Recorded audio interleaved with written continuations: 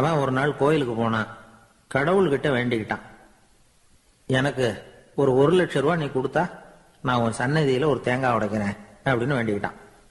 கடவுள் பார்த்தார். உடனே அவன் கண் முன்னாடி தோன்றினார்.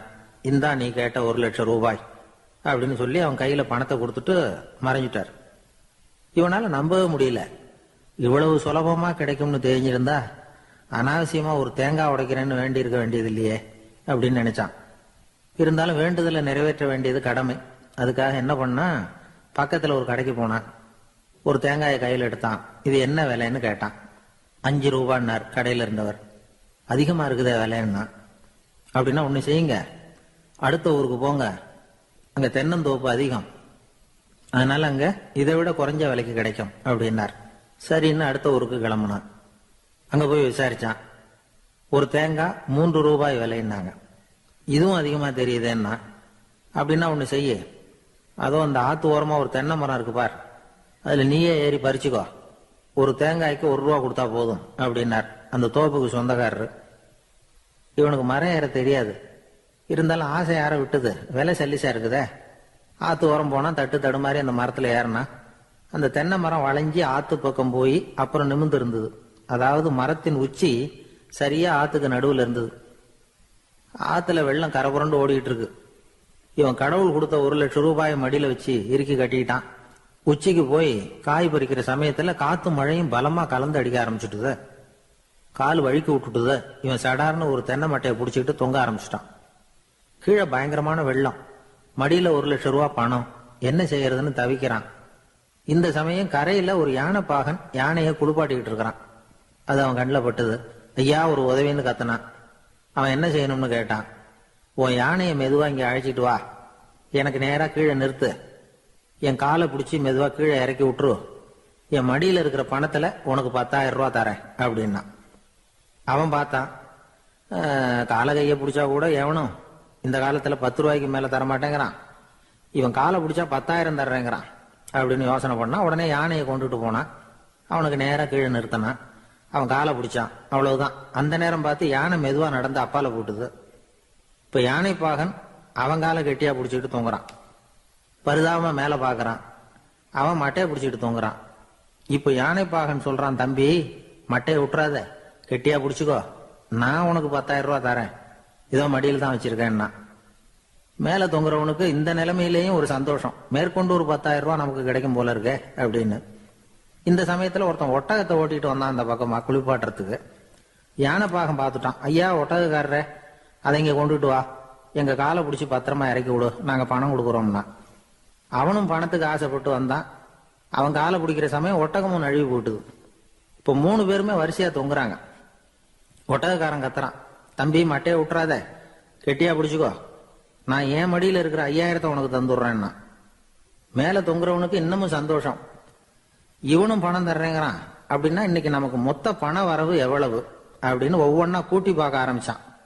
மனக்கணக்கு சரியா வரல. அதனால அப்படியே விரல விட்டு எண்ண ஆரம்பிச்சான். அவ்வளவுதான், மட்டையை விட்டுட்டு கை நழுவி வந்துட்டுது.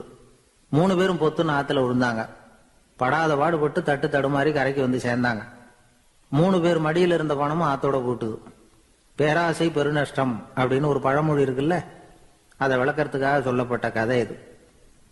ஒரு நாள் தெரு வழியா அவன் நடந்து வந்துகிட்டு இருக்கிறான். தெருவில் ஒரு காசு கிடந்தது. அதை பார்த்துட்டான். அது குனிஞ்சு எடுத்தான். அது ஒரு பழங்கால காசு. அந்த காசு நடுவில் ஒரு துளை இருந்தது. அதாவது துளையிட்ட நாணயம். பழங்காலத்தில் புழக்கத்தில் இருந்த ஒரு நாணயம் அது. துளையிட்ட நாணயம் கிடைச்சதுன்னா ரொம்ப நல்லது, அது அதிர்ஷ்டம் அப்படின்னு ஒரு நம்பிக்கை உண்டு. இவன் கையில் அது கிடைச்சதும் ரொம்ப சந்தோஷப்பட்டான். இனிமே என்னுடைய கஷ்டம்லாம் தீரப்போகுது, அதிர்ஷ்டம் என்னை தேடி வரும், நான் பணக்காரன் ஆயிடுவேன் அப்படின்னு சொல்லிட்டு அந்த காசை தன்னுடைய கோட்டு பையில பத்திரமா போட்டு வச்சுக்கிட்டான். அடிக்கடி அதை தொட்டு பார்த்துக்கிறது உண்டு, வெளியில் எடுக்க மாட்டான். இப்படியே கொஞ்ச காலம் ஆச்சு. அதுக்கப்புறம் என்னாச்சு தெரியுமா? நிஜமாவே அதிர்ஷ்டம் அவனை தேடி வர ஆரம்பிச்சுட்டுது. செல்வம் வந்து குவிஞ்சது. பணம், பதவி, புகழ் எல்லாம் வந்து சேர்ந்தது. சமூகத்தில் அவன் ஒரு பெரிய மனுஷன் ஆயிட்டான். எல்லாரும் அவனை பாராட்டினாங்க. அவன் எதை தொட்டாலும் வெற்றி, எல்லாம் அந்த காசோட மகிமை அப்படின்னு அவன் மனசுக்குள்ள நினைச்சுக்கிட்டான். தினமும் காலையில அந்த கோட்டை போட்டுக்கிட்டு தான் வெளியில கிளம்புவான்.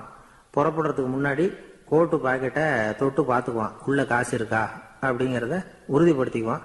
அதுக்கப்புறம் தான் வெளியில கிளம்புவான். இப்படியே பல வருஷம் ஓடி போச்சு. ஒரு நாள் அவனுக்கு அந்த ஆசை வந்துட்டுது, அதாவது அந்த துளையிட்ட நாணயத்தை எடுத்து கண்ணால பார்க்கணும் அப்படின்னு. காலையில சாப்பிட்டுக்கிட்டு இருந்தான். அப்போ தன்னுடைய மனைவி கிட்ட சொன்னான், ரொம்ப நாளைக்கு அப்புறம் என்னுடைய அந்த நாணயத்தை இன்னைக்கு வெளியில எடுத்து பார்க்க போறேன்னா. என்னத்துக்கு அது, இப்ப அதை பார்க்க வேணாமே அப்படின்னு மெதுவா இழுத்தாங்க அந்த அம்மா. இல்ல இல்ல, நான் பார்த்தே தீரணும் அப்படின்னு அவன் தன்னுடைய சட்டை பைக்குள்ள கையை விட்டான். உள்ள இருந்த நாணயத்தை வெளியில எடுத்தான். பார்த்தா அவனுக்கு ஆச்சரியமா போச்சு. அந்த நாணயத்துல தொலையே இல்லை. என்ன ஆச்சு அப்படின்னு சொல்லி அவன் ரொம்ப குழம்பி போயிட்டான். இப்போ அந்த அம்மா சொன்னாங்க, நான் தான் ஒரு நாள் உங்க கோட்டு ரொம்பவும் தூசியா இருக்கேன்னு சொல்லி அதை ஜன்னலுக்கு வெளியில உதறினேன். உள்ள இருந்த அந்த காசு அப்ப எனக்கு தெரியாது, ஞாபகத்துல இல்லை. அது தெருவில் விழுந்துட்டது போல இருக்கு. அதுக்கப்புறம் எவ்வளவோ தேடி பார்த்தேன், கிடைக்கல. அதுக்குள்ள அதை யாரோ எடுத்துட்டு போயிட்டாங்க போல இருக்கு. அது இல்லைங்கிறது உங்களுக்கு தெரிஞ்சா வருத்தமா இருக்குமேங்கிறதுக்காக நான் தான் வேற ஒரு நாணயத்தை எடுத்து சட்டை பைக்குள்ள வச்சுட்டேன் அப்படின்னு விவரத்தை சொன்னாங்க அந்த அம்மா. இது எப்ப நடந்ததுன்னு கேட்டான். உங்களுக்கு அந்த காசு கிடைச்சதே அன்னைக்கு மறுநாளே இது நடந்து போச்சு அப்படின்னாங்களாம். இத கொஞ்சம் யோசனை பண்ணி பாருங்க. அவனுக்கு அதிர்ஷ்டத்தை கொடுத்தது அந்த நாணயம் இல்லை, அவனுடைய நம்பிக்கை, அதாவது தன்னம்பிக்கை. அதுதான் வேலை செஞ்சிருக்கு. ஒருத்தன் சொன்னானா, நான் எப்பவுமே என்னதான் சார் நம்புவேன், மற்றவங்கள நம்ப மாட்டேன். நேற்றுக்கு பாருங்க, திடீர்னு 10 பேர் என்ன அடிக்க வந்துட்டாங்க, நான் ஒருத்தனாவே அதை சமாளிச்சேன் அப்படின்றான் ரொம்ப பெருமையா. அது எப்படின்னு கேட்டாங்களாம். ஒரே ஓட்டமா அங்கிருந்து ஓடி வந்துட்டேன் அப்படின்னு நானா. ஒரு மாணவன் படிச்சுட்டு இன்டர்வியூக்கு போனான், ஒரு பேங்க் உத்தியோகம். அங்க கேள்வி கேட்டாங்க, 8யும் 3யும் பேருக்குன்னா என்னப்பான்னு. அவன் சொன்னா 8யும் 3யும் பேருக்குன்னா 23ன்னு சொல்லிட்டான், வாய் தவறி சொல்லிட்டான். சரி போயிட்டு வான்ட்டாங்க இன்டர்வியூல. வெளியில வரும்பொழுது யோசிச்சான், இது என்ன ஒரு சின்ன கணக்கு தானே கேட்டாங்க, இது தப்பா சொல்லிட்டோமே, 8 3 23ன்னு சொல்லிட்டோமே, இது கூட தெரியலன்னா நமக்கு எப்படி பேங்க்ல வேலை கிடைக்கும், நிச்சயமா நமக்கு இந்த வேலை இல்லை, ஏதோ உளறிவிட்டோம் அப்படின்னு சொல்லி போயிட்டான் வீட்டுக்கு. வீட்டுக்கு போனா ஒரு வாரத்துல அப்பாயின்மெண்ட் ஆர்டர் வந்துட்டுது அவனுக்கு, நீ வேலையில சேர்ந்துக்கிடான்னு. உடனே அப்ப அவன் நினைச்சானா, சரி நாம பதில் சொன்னதை அவரும் சரியா காதுல வாங்கல போல இருக்கு, கேள்வி கேட்டவரும், அதனால இதை சொல்லிடக்கூடாது, பேசாம போய் வேலையில சேர்ந்துருவோம் அப்படின்னு போய் நேரா போய் வேலையில சேர்ந்துட்டான். சேர்ந்து வேலை பர்மனன்ட் ஆனதுக்கு அப்புறம் அந்த மேனேஜர்கிட்ட போய் உக்காந்தான். சார், அன்னைக்கு இன்டர்வியூக்கு வந்தப்ப என்ன ஒரு கேள்வி கேட்டீங்க, 8யும் 3யும் பேருக்குன்னா என்னன்னு, நான் வாய் தவறி 23ன்னு சொல்லிட்டேன், நீங்களும் சரியா கவனிக்கல போட்டுருக்கு சார், எனக்கு வேலை கொடுத்துட்டீங்க, ரொம்ப தேங்க்ஸ் அப்படின்றான். இனிமே ஒன்றும் பண்ண முடியாதுன்னு. அப்ப அந்த மேனேஜர் சொன்னார், அப்படி இல்லப்பா, அன்னைக்கு இன்டர்வியூக்கு வந்தது உன்னையும் சேர்த்து 294 பேர் வந்தீங்க இன்டர்வியூக்கு. நான் 294 பேர்கிட்ட இந்த கேள்வி கேட்டேன், 8யும் 3யும் பேருக்குன்னா என்னன்னு. நீ சொன்னதுதான் நியரஸ்ட் கரெக்ட் ஆன்சர். நான் அதனாலதான் வேலை கொடுத்தேன், நான் ஒன்னும் தப்பா பண்ணிவிடல அப்படின்னா. அதாவது வாழ்க்கையில வெற்றி பெறணும், இதய நோய் வரக்கூடாது, ஹார்ட் அட்டாக் வரக்கூடாதுன்னு நினைக்கிறவர்கள் நியரஸ்ட் கரெக்ட் ஆன்சரை தான் பார்க்கணுமா. நியரஸ்ட் கரெக்ட் ஆன்சர் பார்க்கிற மனோபாவம் இதயத்தை நல்லா வச்சிருக்கோம். மனிதனுக்கு இன்னும் சரியான விளக்கம் யாருமே கொடுத்தது இல்லை. கிரேக்க அறிஞர்கள் தான் பெரிய அந்த வரைவிலக்கணம் வகுக்கிறதுல ரொம்ப கெட்டிக்காரங்களாம். கிரேக்க அறிஞர்கள் ஒவ்வொன்றுக்கும் டெஃபனேஷன் வகுக்கிறதுல. அப்போ ஒரு குரூப் அறிஞர்கள் குழு கூடி உட்கார்ந்து, மனிதன் என்பவன் யார், மனிதன் அப்படின்னா அதுக்கு என்ன டெஃபனேஷன், ஒரு வரைவிலக்கணம் வகுக்கணும்னு உட்கார்ந்தாங்களாம். உட்காந்தா எல்லாம் இப்படி ஒவ்வொரு அறிஞரும் ஒரு யோசனை சொல்லியிருக்கிறார். மனிதன் என்பவன் ஒரு 2 கால் பிராணி அப்படின்னு எழுதிடலாம் சார் அப்படின்னது. உடனே எல்லாம் ஏகமனதா எல்லாம் சரி தான், சரியா இருக்கு விளக்கம். மனிதன் என்பவன் 2 கால் பிராணி, சரியா இருக்க, ஒத்துக்கலாம்னு போனாங்க. அப்ப திடீர்னு ஒருத்தர் எழுந்திரிச்சு வெளில ஒன்னாராம். போயிட்டு ஒரு திடுக்கிட்டு வெளில திரும்பி ஒரு சாக்குல கொண்டாந்து அப்படி வச்சாரு மேஜையில. இந்த சாக்குக்குள்ள என்ன இருக்குன்னு கேட்டார் தலைவர், கூட்ட தலைவர். உங்க வரைவிலக்கணப்படி, உங்க டெபனிஷன் படி உள்ள ஒரு மனுஷன் இருக்கான். மனிதன் என்பவன் ஒரு 2 கால் பிராணின்னு தானே சொன்னீங்க அப்படின்னு சொல்லி திறந்தா ஒரு கோழி நிக்குது. ஒரு கோழி, இது 2 கால் பிராணி தானே, அப்ப இதுவும் ஒரு மனுஷன் தானே அப்படின்னு. ஆகா, நம்ம டெபனிஷன்ல ஏதோ ஒரு தப்பு, அதுல ஒரு திருத்தம் உண்டு பண்ணணும் அப்படின்னு சொல்லி இன்னொருத்தர் சொல்லியிருக்காரு. நான் அதுல கொஞ்சம் ஒரு கரெக்ஷன் கொடுக்குறேன் சார் அப்படின்னு சொல்லி, மனிதன் என்பவன் சிறகுகளற்ற 2 கால் பிராணி அப்படின்னு கொடுத்துருக்கான். உடனே அவன் மறுபடியும் எடுத்துட்டு ஓடனா, திரும்பி வந்தான், சாக்கு உள்ள மனுஷன் இருக்கான எடுத்தா அதே கோழி ரெக்கையெல்லாம் பீச்சு விட்டு நிறுத்தி வச்சிருக்கான். உங்க டெபினேஷன் படி மனுஷன் சிறகுகளற்ற 2 கால் பிராணி அப்படின்னு.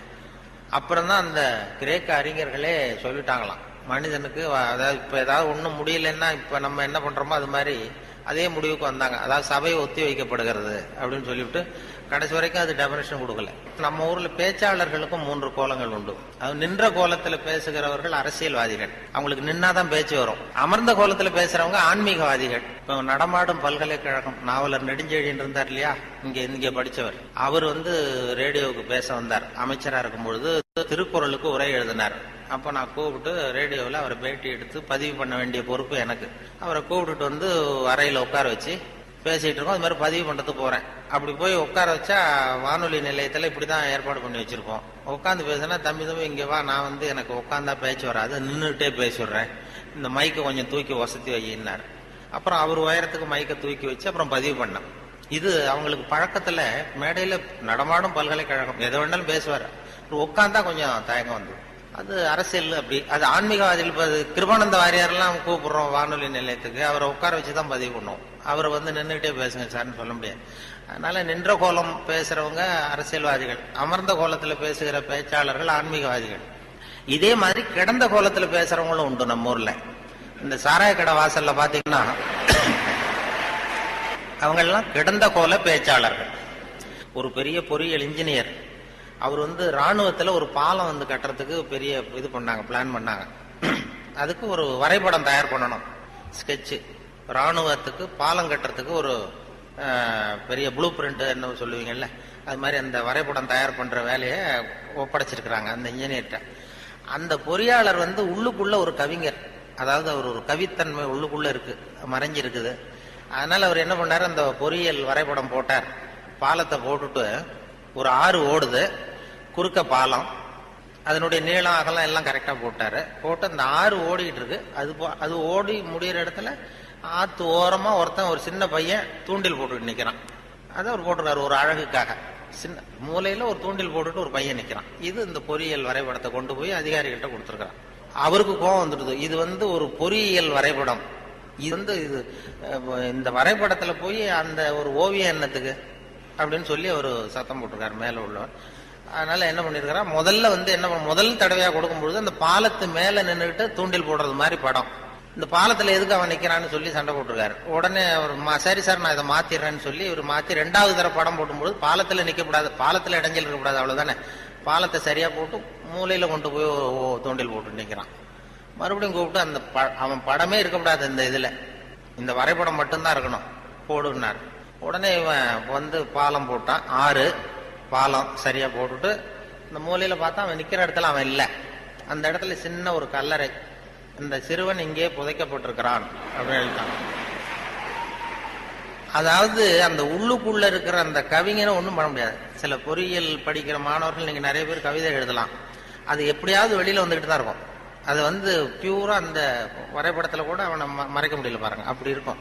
இந்த நகைச்சுவை உணர்வை பத்தி பேசிட்டு இருந்தோம் இல்லையா, அது எங்க ஆசிரியர் சொன்னது மாதிரி அதை வச்சு எந்த விஷயத்தை சொன்னாலும் கொஞ்சம் சுவாரஸ்யமா சொன்னோம்னா வாழ்க்கையிலையும் சரி, நீங்க எந்த துறையில வேலைக்கு போனாலும் சரி, சக மனிதர்கள்ட்ட பழகும் பொழுதும் சரி, அந்த நகைச்சுவை உணர்வுன்னு இருக்கும் பொழுது நல்லா இருக்கும். அதாவது எங்க இவரு பேராசிரியர் கல்கி எழுதியிருக்கிறாரு, இதுல பேசினார். அவரு ஆல் இண்டியா ரேடியோல ஆரம்பத்தில் 1938 பேராசிரியர் கல்கி பேசியிருக்காரு, தமிழில் சிறுகதை அப்படின்னு. எப்படி சொல்றத சுவாரஸ்யமா எப்படி சொல்றதுன்னு சொல்லி அப்ப பேசியிருக்காரு.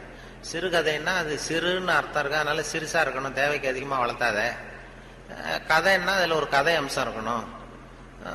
ஒரே ஒரு ஊர்ல அப்படின்னு ஆரம்பிச்சா அதுக்கப்புறம் என்ன அப்படின்னு கேட்க தோணுது இல்ல, அது மாதிரி இருக்கணும் ஒரு வரியும் அப்படின்னு சொல்லிட்டு, சொல்றதே எப்படி சுவாரஸ்யமா சொல்றதுன்னா தேவைக்கு அதிகமா நீ வளர்த்தாதே அப்படின்னு சொல்லி அதுக்கு ஒரு உதாரணம் கொடுத்திருக்காரு கல்கி.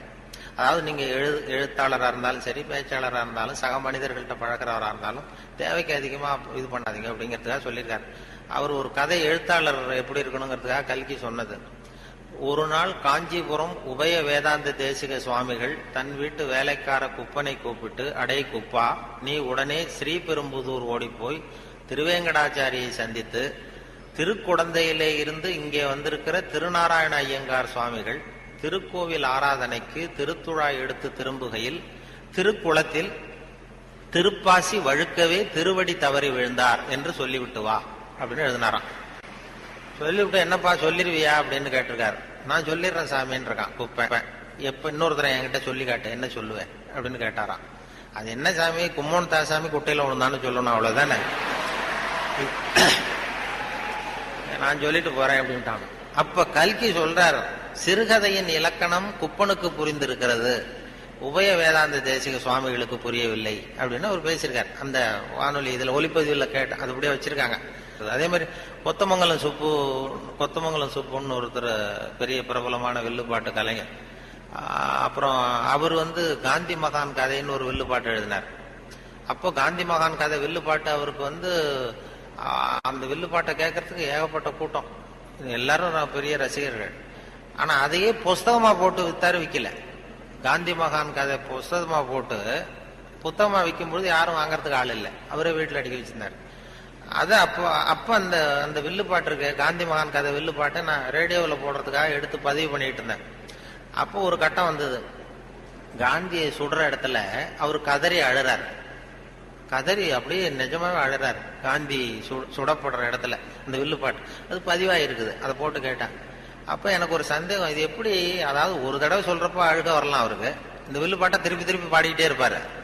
ஒரு 500 தடவை 600 தடவை சொல்லும் பொழுது 600வது தடவையும் காந்தியை சூடு பண்ணிட்டு இருக்கிறாங்க. அதனால நல்ல பழக்க வழக்கங்களை ஏற்படுத்திக்கணுங்கிறது தான் ரொம்ப முக்கியமான விஷயம். குடும்பத்துல ரொம்ப ஒருத்தர் ஒரு அனுசரிப்பு தன்மை, சகிப்புத்தன்மை இதெல்லாம் வேணுங்கிறத பத்தி நிறைய அந்த சின்ன சின்ன விஷயங்களா தான் வானொலியை சொல்றது உண்டு. இந்த நகைச்சுவைன்னு சொன்னதுனால அதை சேர்த்து சேர்த்து கதையா சொல்றது உண்டு. சின்ன விஷயங்களை அப்படியே இப்ப பண்டிதமணி கதிரேசன் செட்டியார் இருந்தார், அவருடைய மகன் கூட இங்க இருந்தார்ல தமிழ் துறையில, கதிர் தியாகராஜன். அவங்க அப்பா பண்டிதமணி கதிரேசன் செட்டியார். அவர் திருக்குறளை மனப்பாடம் பண்ணது எப்படின்னா, எதிரில் அவங்க வீட்டு வேலைக்காரனை உட்கார வச்சுக்குவாராம்.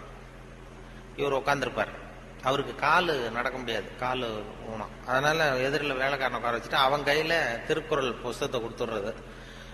இவர் உட்காந்துக்கிட்டு, இந்த இடத்துல நான் முதலாளி கிடையாது, நீ வேலைக்காரன் கிடையாது, நான் திருக்குறளை வரிசையா சொல்லிட்டு வருவேன், அது சரியா இருக்கான்னு பாத்துக்கிட்டே வா, ஏதாவது ஒரு சின்ன தப்பு சொல்லிட்டா கூட நீ என்ன முதலாளின்னு பார்க்காத, எழுந்திரிச்சு என் தலையில ஓங்கி ஒரு கொட்டு வை அப்படின்னு. சரி முதலாளின்னு வாங்கி வச்சுக்கிட்டான்.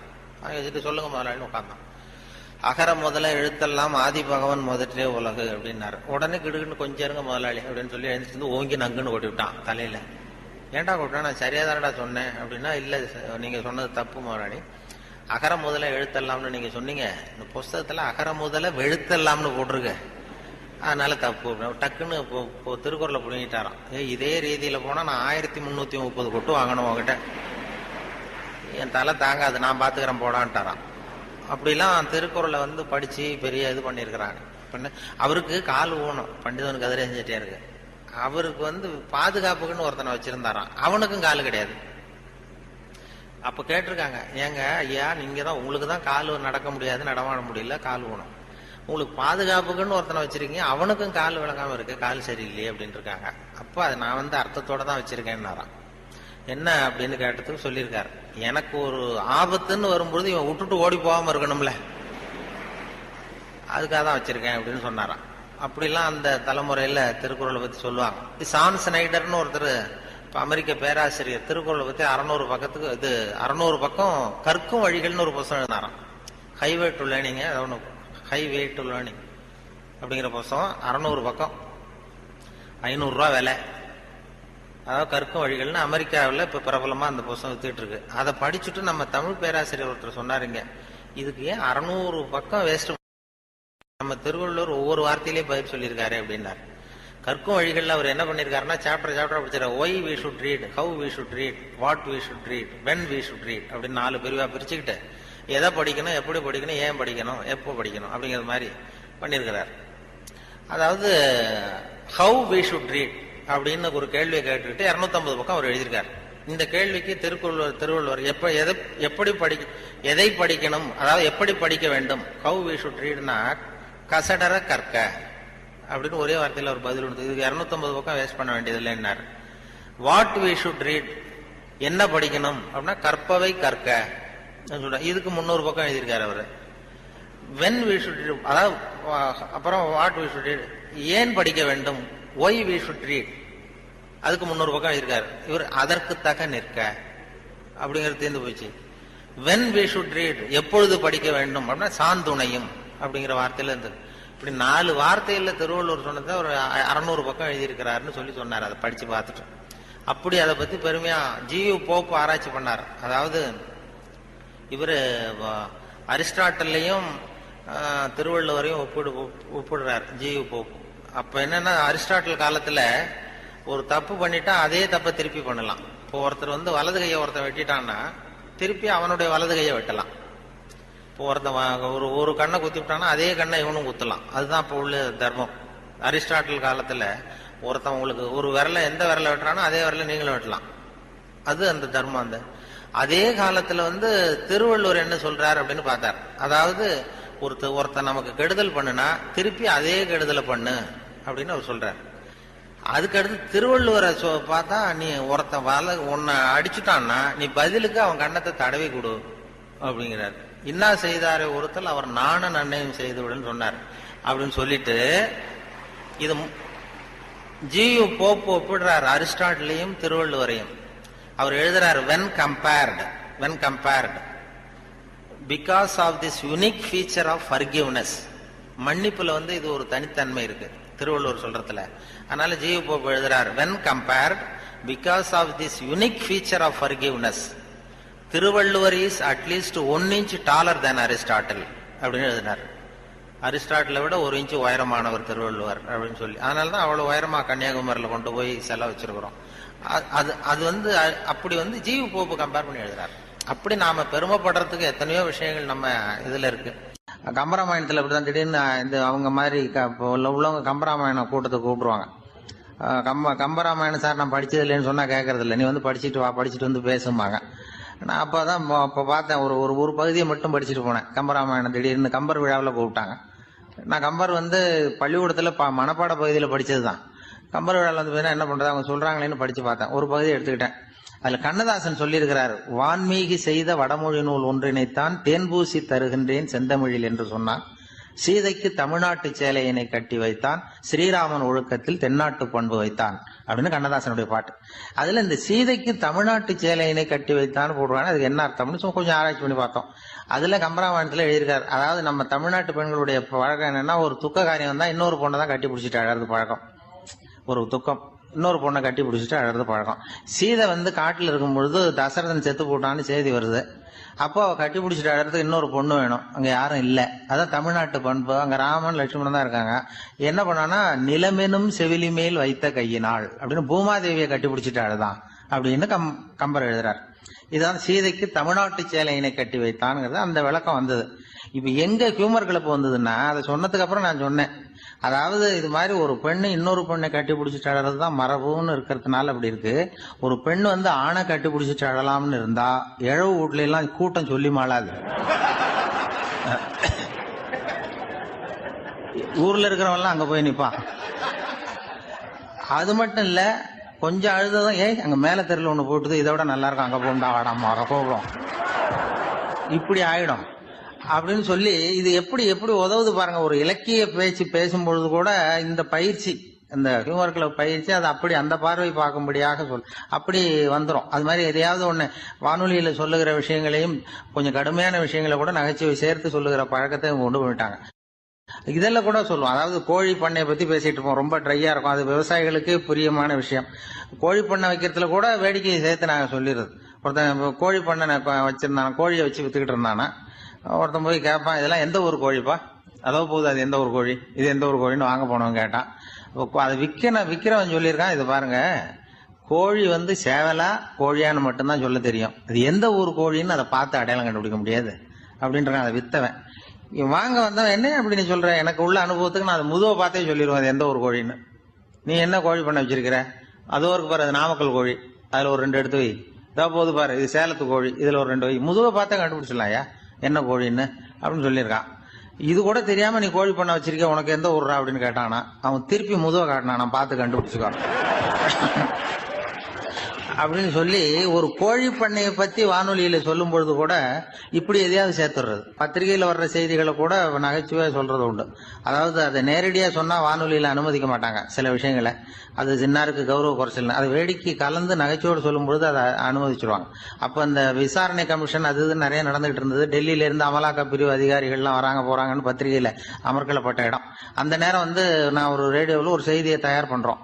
அப்ப என்ன பண்ணேன்னா, இது மாதிரி அந்த பத்திரிகை செய்தியை வச்சுக்கிட்டே ஒரு செய்தி சொன்னோம், இன்னொரு தகவல் சொல்லி. அதனால ஒருத்தன் தமிழ்நாட்டுல ஒரு ஆள், அவன் திடீர்னு கோடீஸ்வரன் ஆயிட்டான். நேற்று வரைக்கும் சாதாரணமா இருந்த ஆள் இன்னைக்கு கோடீஸ்வரன் ஆயிட்டான். டெல்லியில இருந்து 2 அதிகாரிகள் வராங்க, எப்படி அவன் பணம் சேர்த்தான்னு கண்டுபிடிக்கிறதுக்கு. அவனை கூப்பிட்டு 2 அதிகாரிகளும் எப்படிடா பணம் சேர்த்த? நான் ஒன்றும் தப்பான வழியில பணம் சேர்க்கல சார், நான் பந்தயம் கட்டியே பணக்காரன் ஆயிட்டேன். பந்தயம் கட்டியே எப்படிடா பணக்காரன் ஆக முடியும் அப்படின்னா, நீங்க நம்புங்க சார், நான் பந்தயம் கட்டி தான் பணக்காரன், தப்பான வழியில சேரல சார். பந்தயம் கட்டி எப்படிடா கோடீஸ்வரன் ஆனேன் அப்படின்னா, நாங்க நம்ப முடியாதுன்னு இருக்கான் விசாரிக்க வந்தவன். அப்படின்னா உங்ககிட்டே ஒரு பந்தயம் கட்டட்டுமான் இருக்கான் விசாரிக்க வந்தவன்ட்டே. என்னடா பந்தயம் அப்படின்னா, ஒண்ணுமில்ல சார், இது என் கண்ணு, இது என் பல்லு, என் கண்ணை என் பல்லாலேயே கடிக்கிறேன், எவ்வளவு பந்தயம்? விசாரிக்க வந்தவன் 100 ரூபாய் எடுத்து வச்சான், இதை ப்ரூவ் பண்றான்னு. அப்படியே கண்ணை எடுத்துட்டான், அது பளிங்கு கண்ணு. ஏற்கனவே ஒரு கண்ணு பளிங்கு கண்ணை வச்சுனா எடுத்து கடிச்சு விட்டான். இது விசாரிக்க வந்தாலும் 100 ரூபாய் விட்டுட்டு நிக்கிறான்.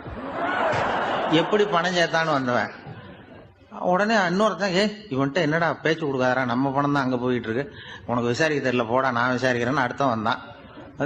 நீ ஒழுங்கா சொல்ற, எப்படிடா பணம் சேர்த்தேன் சார்? நீங்க கொஞ்சம் புத்திசாலியா தெரியுது அவரை விட, நீங்களாவது நம்புங்க சார், பந்தயம் கட்டி தான் பணம் சேர்த்தேன், நான் நம்ப முடியாது. அப்படின்னா உங்ககிட்ட இன்னொரு பந்தயம் கட்டட்டுமா அப்படின்னு இருக்கான். வேண்டாம், அவனை ஏமாத்தி விட்டேன் ஆளை, வேண்டான் இருக்கான். இல்ல சார், அவருக்கு ஏமாந்தது பொய் கண்ணு, பளிங்கு கண்ணுன்னு தெரியாது, ஏமாந்துட்டார். இப்போ உங்ககிட்ட பந்தயம் கட்டுறது நெஜம் கண்ணு, இந்த பக்கம் பளிங்கு கண்ணு கிடையாது, நெஜம் கண்ணு, இதை பல்லால கடிக்கிறேன் அப்படின்னா அவன் ஒரு 100 ரூபாய் எடுத்து வச்சான். இவன் அப்படியே பல் செட்டை கட்டினான் தனியா, அப்படியே கட்டி கடிச்சு விட்டான். அதையும் விட்டுட்டான். இவன் உடனே 2 பேரும், இவன்கிட்ட பேச பேச நம்ம பணம் தான் அவன்கிட்ட போயிட்டு இருக்கு, இவன் எப்படி பணம் சேர்த்தான்னு கண்டுபிடிக்கிறதுக்கு டெல்லியில இருந்து வந்திருக்கோம், மேற்கொண்டு பேசாத, பேச பேச பந்தயம் கட்டுவான். திரும்பி போறதுக்கு ரயிலுக்கு டிக்கெட்டு சரியா இருக்கா பாடுறான்றான். அவன் கரெக்டா எண்ணி பார்த்து கரெக்டா இருக்குப்பா, மேற்கொண்டு பேசாத, அவன்கிட்ட நம்ம போயிடுவோம், போய் நம்ம அதிகாரிகிட்ட சொல்லிடுவோம்னு சொல்லி போயிட்டு வரேன் சார் அப்படின்னு சொல்லிட்டு மரியாதை போயிட்டாங்க. போய் டெல்லியில பெரிய அதிகாரிகிட்ட போய், சார் அவன்கிட்ட விசாரிச்சு பார்த்தோம் சார், தமிழ்நாட்டுல பந்தயம் கட்டி தான் பணம் சேர்த்தேன்னு சாதிக்கிறான், எங்ககிட்ட ஒரு 200 ரூபாய் வாங்கிட்டான் சார் அப்படின்னு. அவருக்கு கோவம் வந்துட்டுது. இந்தியாவுக்கே தலைமை அதிகாரி, இதுக்காகவாடா நீங்க இருக்கீங்க? எத்தனை பேர் இருக்கீங்க உங்களை மாதிரி ஜூனியர் ஆபீசர்ஸ் நம்ம ஆபீஸ்ல இந்தியா பூரா விசாரிக்கிறதுக்கு அப்படின்னா? 30 பேர் இருக்கோம் சார். 30 பேருக்கு அனுபவம் பத்தாது, நான் இந்தியாவுக்கே தலைமை அதிகாரி, அனுபவம் ஜாஸ்தி, உங்களுக்கு ட்ரைனிங் கொடுக்கணும் எப்படி ஒருத்தரை விசாரிக்கிறதுன்னு. 30 பேரும் ஒரு ரூம்ல உட்காருங்க, ஒரு ஆள் போய் அந்த ஆளை தமிழ்நாட்டில இருந்து இங்க கூப்பிட்டுட்டு வா, வர்ற வரைக்கும் அவன்கிட்ட பேசாதீங்க, பந்தயம் கட்டுவான், மெதுவா கொண்டு நிறுத்து அப்படின்னா ஒரு ஆள் ஸ்பெஷலா கூப்பிட்டு போட்டான். இது மாதிரி மேடையில நிறுத்திவிட்டு ஒரு தலைமை அதிகாரி 30 ஜூனியர் அதிகாரிகள் அவங்களுக்கு பயிற்சி கொடுக்குறார். இவனை பார்த்து, ஒழுங்கா சொல்லு, எப்படி பணம் சேர்த்த, நான் இந்தியாவுக்கே தலைமை அதிகாரி, என்கிட்ட உண்மையை ஒத்துக்கிட்டீங்கன்னா உன்னை அப்ரூவர் ஆக்கிடுவேன் அல்லது தண்டனையை குறைப்பேன், அந்த அதிகாரம்லாம் என்கிட்ட உண்டு, ஒழுங்கா சொல்லு அப்படிங்கிறார். அவர், சார் நீங்க இந்தியாவுக்கே தலைமை அதிகாரி, அனுபவம் ஜாஸ்தி, நீங்களாவது நம்புங்க சார், நான் பந்தயம் கட்டி தான் பணம் சேர்த்தேங்கிறான். இங்கேயே இப்படி சாதிக்கிறேன், உன்னை நம்ப முடியாதரா அப்படின்னா உங்ககிட்ட ஒரு பந்தயம் கட்டட்டுமா நானா அவர்கிட்ட போய், வேணாண்டா என் ஆளை ஏமாத்தி விட்டேன் அப்படின்னா. இல்ல சார், அவங்க ஏமாந்தது என் உடம்ப பத்தின ரகசியம், என் கண்ணு பளிங்கு கண்ணுன்னு தெரியாது, நான் பல் செட்டு கட்டியிருந்தது தெரியாது, ஏமாந்துட்டாங்க. இப்ப நான் உங்ககிட்ட கட்டுற பந்தயம் உங்க உடம்ப பத்தின ரகசியம். என் உடம்புல என்னடா ரகசியம்? முதுகுல, உங்க முதுகுல 1 ரூபா அகலத்துக்கு கருப்பா ஒரு மச்சம் இருக்கு, உண்டா இல்லையானா? இல்லைன்னு தெரியும் அவருக்கு. இல்லடா, நேத்து வரைக்கும் இல்ல சார், இப்ப இருக்குது மச்சம் அப்படின்னு. உடனே 100 ரூபாய் எடுத்து வச்சார் அவர் தலைமை அதிகாரி. ஒரு 100 ரூபாய் வச்சு சட்டையை கட்டி காட்டுறாரு, மச்சம் இல்ல. இவன் தோத்துட்டான், இங்கிருந்து போனவன். உடனே 200 ரூபாய் எடுத்து வச்சுக்கிட்டு, தோழர்களே இப்படிதான் ஒருத்தரை விசாரிக்கணும், என்கிட்ட இவன் ஏமாந்துட்டான் பாருங்க, துருவி துருவி விசாரிக்கிறதுன்னு சொல்றாங்களே இதுதான் அப்படின்னு விளக்கம் கொடுத்தார். அப்போ இவன் மெதுவா ஆரம்பிச்சானா, சார் இந்த பந்தயத்துல உங்களுக்கு 200 ரூபாய் லாபம், ஆனா இதே பந்தயத்துல எனக்கு 2900 ரூபாய் லாபம் சார் அப்படின்றான். என்னடா பண்ண அப்படின்னு கேட்டிருக்காரு. உங்களுக்கு தெரியாம இந்த 30 பேர்கிட்டையும் தனித்தனியா ஒரு பந்தயம் கட்டியிருக்கேன். 30 பேர்கிட்ட என்னடா பந்தயம் கட்டினேன்? ஒண்ணும் இல்ல சார், உங்க எல்லாரும் முன்னாடியும் உங்க மேல் அதிகாரியை சட்டையை கேட்ட வைக்கிறேன், உங்களுக்கு பந்தயம் கட்டினேன். போயிட்டு பூரா எனக்கு 2900 ரூபாய் லாபம். அவரு பார்த்தாரு, அதிர்ச்சி ஆயிட்டாரு. தலைமை, சார் நீங்க போங்க சார் அப்படின்னு சொல்லி ஒரு ஆளை கொண்டு போய், சாரை கொண்டு போய் மரியாதையா பக்கத்து ரூம்ல விட்டுவாங்க, இனிமே அவர்கிட்ட யாரும் பேசாதீங்க வாங்கன்னு சொல்லிவிட்டு, அதுக்கப்புறம் தோழர்களே, இவர் பேச ஆரம்பிச்சார், தோழர்களே இனிமே யாரும் தமிழ்நாட்டு பக்கம் விசாரிக்க போவாதீங்க, நீங்க யாராவது போறதுன்னா மத்திய பிரதேசம், உத்தரப்பிரதேசம், இப்படி எத்தனையோ பிரதேசம் இருக்கு, போயிட்டு வாங்க, தமிழ்நாட்டுக்கு மட்டும் போவாதீங்க, ஏன்னா அங்க போனா நம்ம பணத்துக்கு ஆபத்து வந்துருது அப்படின்னு சொன்னாருன்னு இந்த கதையை ரேடியோவில் சொன்னேன். இந்த கதையை உண்மை சம்பவமா சொன்னா அனுமதிச்சிருக்க மாட்டாங்க. இந்த நகைச்சுவைக்கு உள்ள மரியாதை என்னன்னா, அது ஒரு கதை மாதிரி உண்டு பண்ணி இப்படி சொன்னதும் இதுல என்ன அதனுடைய விசேஷம்னா, இந்த ஸ்கிரிப்டை வாங்கிட்டு வர சொல்லி மந்திரியினுடைய பிஏ வந்தார். ஒரு மந்திரி அப்ப இருந்தவர். அவர் பிஏ அடிக்கடி வருவார். வந்து இந்த போன நேற்று முந்தா நாள் ரேடியோவில் சொன்ன அந்த இன்னொரு தகவல் காப்பி ஒன்று வாங்கிட்டு வா அப்படி இப்படின்னு கூப்பிடுவார். மேடையில் பேசுறதுக்கு எங்களுக்கு தேவை உபயோகப்படும்னு கேட்பார். அவரு இந்த நிகழ்ச்சி வந்தப்போ உடனே அன்னைக்கே வந்துட்டார் அந்த பிஏ. இன்னைக்கு காலையில சொன்னீங்களே சார், மந்திரி கேட்கிறாரு மேடையில பேசுறதுக்கு அப்படின்னு. நான் அப்பதான் ஆச்சரியப்பட்டேன். பாருங்க, இந்த நகைச்சுவைக்கு உள்ள மரியாதை. அவரே கேட்கிறார், சொல்லப்பட்டதே அவரை பத்தி தாங்கிறது தெரியாம அவரே எப்படி சொல்ல. அதுதான் சிரிப்புக்குள்ள மரியாதைங்கிறது. அது யாரை பத்தி சொல்றோமோ அவருக்கு தெரியாம கூட சொல்லலாம் அதை. அப்படி இது உண்மையில நடந்த சம்பவம். அந்த அமைச்சர் இப்ப இல்ல, உயிரோட எல்லாம் இப்ப இருந்து வாங்கிட்டு இருந்தார். ஒரு பேச்சாளர் வேகமா போயிட்டு இருந்தாராம். போயிடும்போது ஒரு கூட்டத்துல பேசுறதுக்கு நடு இதுல காட்டு வழியா போயிடும்போது சிங்கம் வந்து நின்றுருக்கு எதிரில். உன்னை சாப்பிட போறேன், எனக்கு பசிக்குதுன்னு தான் அவர் பேச்சாளர் சொல்லியிருக்காரு. இல்ல என் பேச்சை கேட்கறதுக்கு ஆர்வமா காத்துக்கிட்டு இருக்கிறாங்க, போயிட்டு வரும்பொழுது வேணா சாப்பிட்டு. இல்ல எனக்கு பசி தான் முக்கியம் இருக்கு. உடனே இல்ல நீ என்ன அவ்வளவு நல்லா பேசுவியான்னு தான் சிங்கம். அதை ஏன் கேட்கறேன், நான் பேச ஆரம்பிச்சேன்னா அப்படியே கேட்கறவங்க மயங்கி விழுந்துருவாங்க. எங்க இங்கேயே பேச நான் மயங்கி விடுறேன்னா பாப்போம் இருக்கு. இவரு பெரியோர்களே தாய்மார்களேன்னு ஆரம்பிச்சார். சிங்கம் அப்படியே கரகரன்னு சுத்தி விழுந்துடுது கீழே. அப்படியே மயக்கம் போட்டு விழுந்துடுது. இதான் இதுகிட்டே தப்பிக்கிறதுக்கு சரியான நேரம்னு மெதுவா நவுந்து ஓடி போய் ஒரே ஓட்டமா ஓடி விட்டார். ரொம்ப தூரம் போனது வேர்த்து விறுவிறுக்க மூச்சு வாங்குது. பின்னாடி சிங்கம் வருதா மயக்கம் தெளிஞ்சு என்னன்னு பாக்குறது கூட அவர் தைரியம் இல்லை. அவ்வளவு தூரம் ஓடி போய் ரொம்ப தூரம் போனதும் மூச்சு இறக்கி திரும்பி பார்த்தார். சிங்கம் அப்படியே கிடக்கா, எழுந்துச்சுட்டுதானே. சிங்கம் அப்படியே மயங்கினது அப்படியே கிடக்கு. அப்ப அவர் அங்க இருந்து மூச்சு வாங்க நினைச்சுக்கிட்டாராம். நல்ல வேளை நம்ம பேச்சை கேட்டுட்டு அந்த சிங்கம் மயங்கி விழுந்ததுனால நாம தப்பிச்சோம் அப்படின்னு நினைச்சுக்கிட்டாராம். அதே நேரம் சிங்கம் லேசா தலையை தூக்கி பார்த்து, நல்ல வேளை மயங்கி விழுந்தது மாதிரி நடிச்சதுனால நாம தப்பிச்சோம், இல்லைன்னா அவன் பேசியே கொண்டிருப்பான் நம்மளை அப்படின்னு அதுக்காக கடந்துதான். இது எதுக்கு சொல்றேன்னா, இப்போ உங்க முகத்தையெல்லாம் பார்க்கும்போது அந்த சிங்கத்தோட முகம் மாதிரி இருக்கேன். அதனால நீங்கள் நிஜம் சிங்கமா மாறுறதுக்குள்ள முடித்துக் கொள்றதுதான் மரியாதை.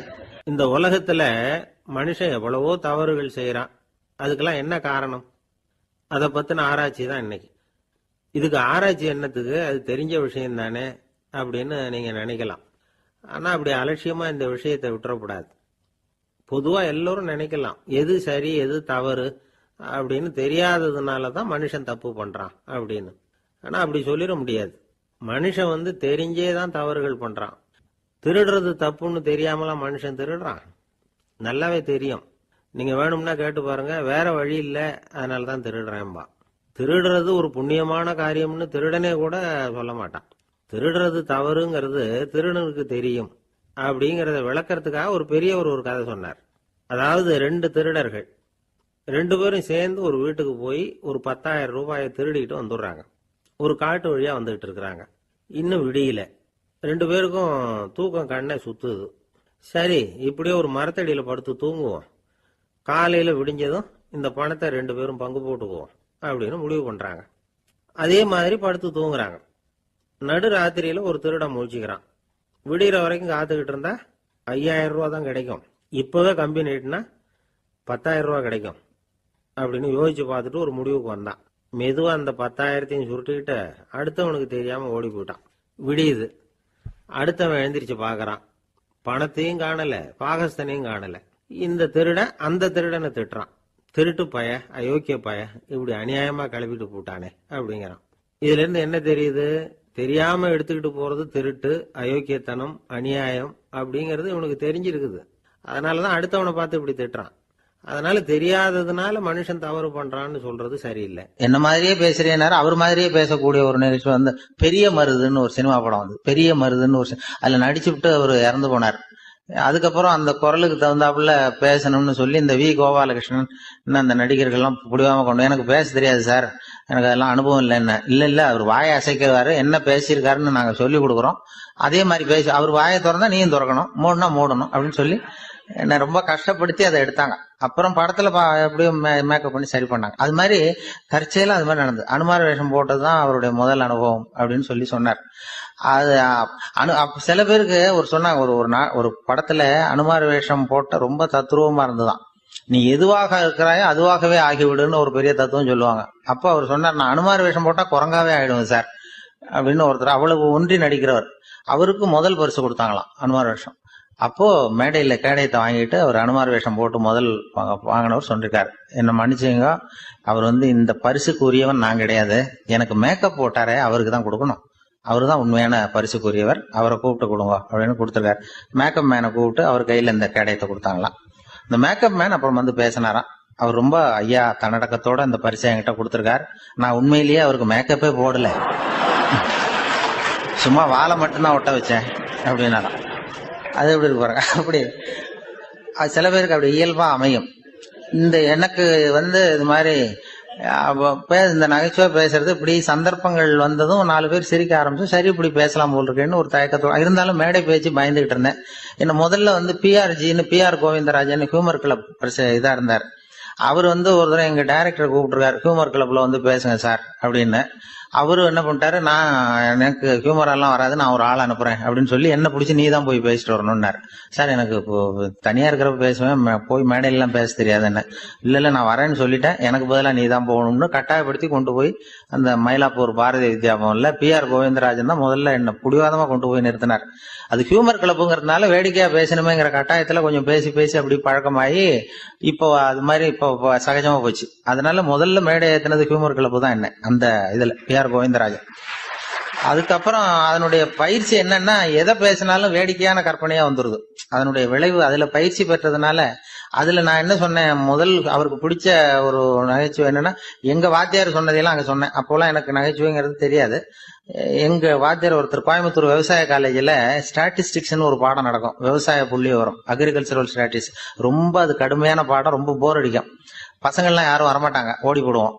அதுக்காக அந்த வாத்தியார் என்ன பண்ணுவாரு, ஒவ்வொரு பாடம் முடியும் பொழுதும் ஒரு ஜோக்கு சொல்லுவார். ஒவ்வொரு பாடம் முடியும், ஏன்னா அந்த பாடத்தை ரொம்ப கஷ்டப்பட்டு நாங்க கேட்கிறோம், கடைசியில ஒரு ஜோக்கு சொல்லுவாருன்னு புடியாம உட்காந்துருப்போம். அப்படி சொன்ன சில ஜோக்கு ஞாபகம் இருந்தது, அதை தான் அந்த ஹியூமர் கிளப்ல சொன்னேன். அது அவங்களுக்கு புதுசா இருந்தது. அப்போ ரொம்ப காலத்துக்கு முன்னாடி வாத்தியார் அது என்ன இந்த ஒரு ஜோக்குன்னா, ஒருத்தர் ரொம்ப குண்டா ரொம்ப அளவுக்கு மீறி குண்டா போயிட்டான் இந்தியாவில்.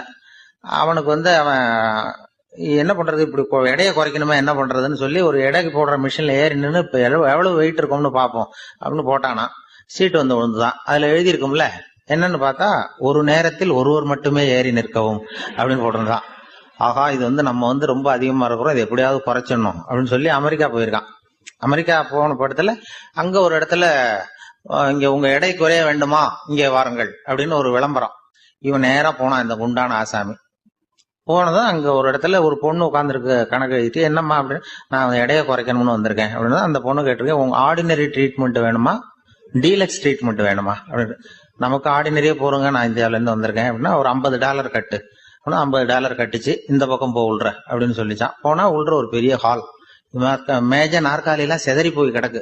இந்த மூலையில ஒரு சின்ன பொண்ணு, ஒரு அலங்கோலம் அறகுறையான ஆடையில அந்த அமெரிக்க பொண்ணு நிக்குது, ஒரு 18 வயசு பொண்ணு. இவன் என்ன பண்றான், அதை எப்படியாவது தொடணுங்கிற ஆசையில அப்படி நெளிஞ்சு ஓடுறான். அது இவன் கையில படாம அப்படி மேஜ நாற்காலி வழியா நெளிஞ்சு சுத்தி ஓடி வந்துட்டு இருக்கு. இப்படியே ஒரு 15 நிமிஷம் ஆச்சு. இவ்வளவுதான் ட்ரீட்மெண்ட்டே, இதுல ஒரு 10 நாள் வந்தா சரியா போடும் அப்படின்றான்.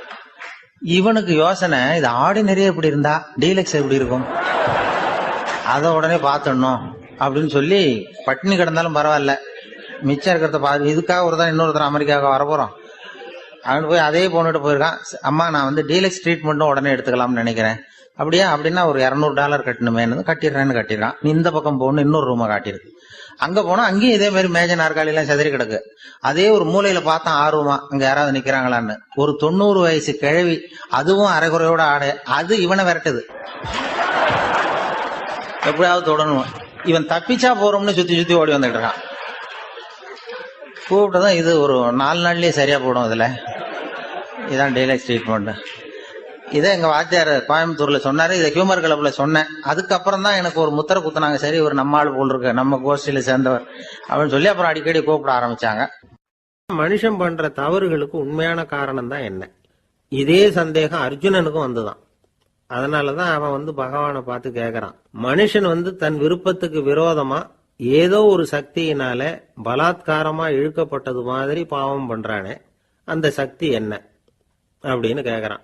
இதுக்கு பகவான் பதில் சொல்றார், காமமும் குரோதமும் தான் அந்த சக்திகள், அதாவது ஆசையும் சினமும், இது ரெண்டும் உன்னுடைய எதிரிகள் அப்படிங்கறத புரிஞ்சுக்கோ அப்படிங்கிறார்.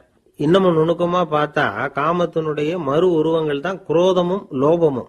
ஆசை நிறைவேறலைன்னா குரோதம், அதாவது கோபம். ஆசை நிறைவேறிட்டதுன்னா லோபம், அதாவது பேராசை. பாவத்தை கண்ட்ரோல் பண்ணணும்னா அதுக்கு மெயின் சுவிட்ச் எது அப்படிங்கிறது இப்பதான் தெரியுது. அதுக்கு மனுஷன் தெரிஞ்சே தான் தவறு பண்றான் அப்படின்னு பேசிக்கிட்டோமே. அதுக்கு ஒரு உதாரணம். ஒரு ஆளு ஹோட்டல்ல சாப்பிட போனான். சாப்பிட்டு முடிச்சான். எழுந்திரிச்சு வந்து முதலாளி கிட்ட பில்லை கொடுத்தான். காசை கொடுக்கல. முதலாளி பணம் கொடுன்னு கேட்டார். இவன் என்கிட்ட பணம் இல்லைன்னா. முதலாளி கொஞ்சம் கூட அலட்டிக்கல. உள்ள இருந்து ஒரு ஆளை கூப்பிட்டார். இவனை கூப்பிட்டுட்டு போய் இட்லி மாவாட்ட சொல்லுன்னார். இவனும் கவலைப்படாம உள்ள போயிட்டான். அப்போ அழைச்சிட்டு போற ஆளு கேக்குறான், ஏன் சார் சாப்பிடுறதுக்கு முன்னாடி காசு இல்லைங்கிறது உங்களுக்கு தெரியாதா அப்படின்னு கேக்குறான். தெரியும், காசு இல்லைங்கிறதும் தெரியும், காசு இல்லாம சாப்பிட்டா மாவாட்டணுங்கிறதும் தெரியும் அப்படின்னா அந்த ஆள்.